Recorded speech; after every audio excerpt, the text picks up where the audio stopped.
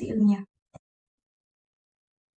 Pengertian publikasi ilmiah. Publikasi ilmiah merupakan sistem publikasi yang dilakukan berdasarkan penelaahan atau peer-reviewed oleh pakar di bidang ilmu yang sama sehingga diperoleh tingkat objektivitas setinggi-tingginya.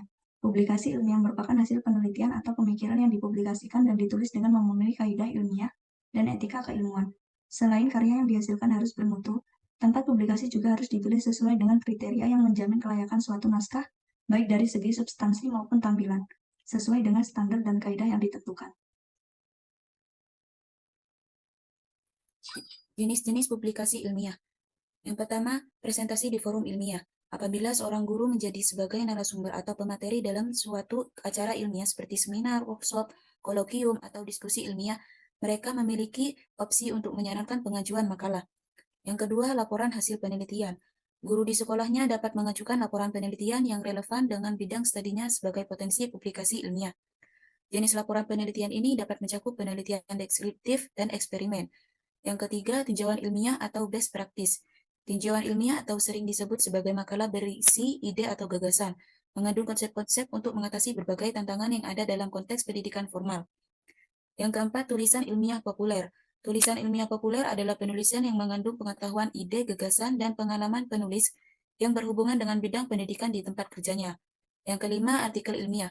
Artikel ilmiah adalah suatu komposisi pengetahuan atau telah mendalam yang berkaitan dengan pendidikan formal dalam proses pembelajaran di institusi pendidikan, yang kemudian dipublikasikan dalam jurnal-jurnal ilmiah. Yang keenam, buku pelajaran. Buku pelajaran merupakan karya tulis yang mengandung pengetahuan atau informasi yang ditujukan untuk pembelajaran siswa. Yang ketujuh, modul. Modul disusun dengan tujuan memungkinkan siswa untuk mandiri dalam memahami materi pelajaran yang sedang dipelajari. Sementara, diktat dirancang untuk menjadikan pemahaman materi pelajaran lebih sederhana dan mendalam. Yang kedelapan, buku dalam bidang pendidikan. Konten dalam buku ini tidak hanya ditujukan bagi para pelajar, melainkan juga dapat berupa sumber pengetahuan yang relevan dalam konteks pendidikan.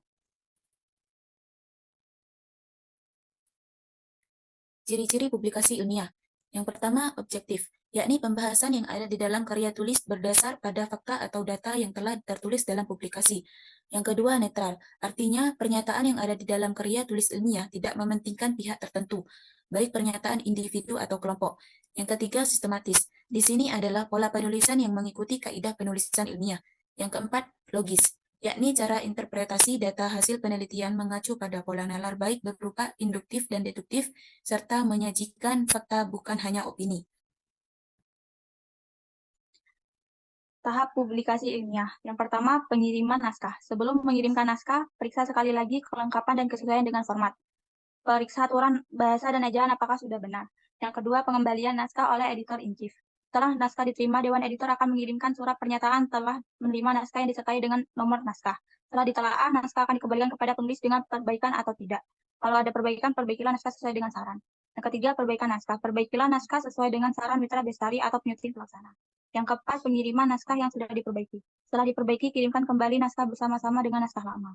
Yang kelima, pemeriksaan galeri proof dan penyelesaian administrasi dan pemesanan cetak lepas atau reprint. Setelah diterima dalam versi final, Dewan Editor akan melakukan setting dan contoh cetaknya akan dikirimkan kepada penulis. Periksa contoh cetak secara cermat, tidak diperkenankan lagi mengubah teks dan perbaikan harus dikembalikan dalam tempo 48 jam setelah diterima. Pemesanan cetak lepas dan pembayaran pecat umumnya dilakukan pada tahap ini. Yang keenam, penerimaan preprint. Setelah artikel terbit, pihak penerbit akan mengirimkan cetak lepas gratis atau berbayar, sesuai dengan pesanan Anda. Kalau sudah mendapatkan cetak lepas, dokumen tersebut dapat dibagikan kepada kolega Anda. Media dan contoh publikasi ilmiah. Yang pertama, jurnal ilmiah. Teks yang dipublikasikan adalah teks artikel penelitian dan konseptual. Yang kedua, koran, majalah, dan media sosial. Teks yang dipublikasikan adalah teks artikel ilmiah populer dengan target pembaca yaitu masyarakat umum. Yang ketiga, forum seminar, konferensi, dan lokakarya. Teks yang dipublikasikan adalah teks artikel, penelitian, dan konseptual. Brosur terkait forum tersebut disebarluaskan dengan tujuan mengundang pembaca untuk mempresentasikan artikel ilmiah. Keempat, buku pelajaran. Buku pelajaran menyajikan status pengetahuan dalam bidang sains tertentu dalam format yang mudah diakses dengan sasaran pembaca yaitu siswa sekolah hingga ilmuwan profesional. Yang kelima, paper atau makalah penelitian. Paper adalah artikel yang diterbitkan dalam jurnal internasional dan jurnal nasional dengan bercirikan ilmiah, berkisar dari beberapa halaman hingga beberapa lusin halaman. Struktur paper penelitian adalah abstrak, pendahuluan, eksperimental, hasil diskusi, ucapan terima kasih, dan referensi. Teks dipublikasikan adalah teks artikel penelitian. Yang keenam, proceeding conference. Proceeding conference adalah kumpulan aksara berupa ringkasan singkat pembicaraan atau poster yang dipresentasikan pada konferensi ilmiah dalam bentuk buku.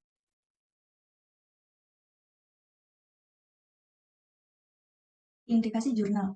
Indikasi jurnal bertujuan menyebarluaskan jurnal yang terbit sehingga dapat dikenal. Lembaga pengindeks ada yang berperan hanya mengindeks metadata atau agregator, ada pula yang memberi peringkat jurnal seperti Scopus dan Web of Science. Lembaga pemeringkatan ada yang berskala nasional dan internasional, dan ada yang berbasis bidang keilmuan. Kategori pengindeks bereputasi.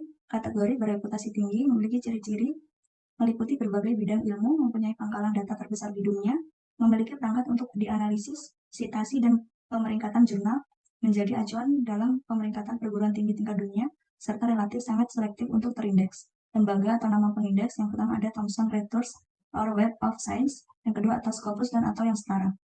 Kategori bereputasi sedang dapat meliputi dan menjadi acuan pengindeksan di bidang ilmu tertentu, mempunyai pangkalan data yang cukup besar, tidak perlu memiliki perangkat analisis statistik, dan pemeringkatan jurnal relatif lebih selektif untuk bisa terindeks. Termaksud di sini adalah agregator jurnal.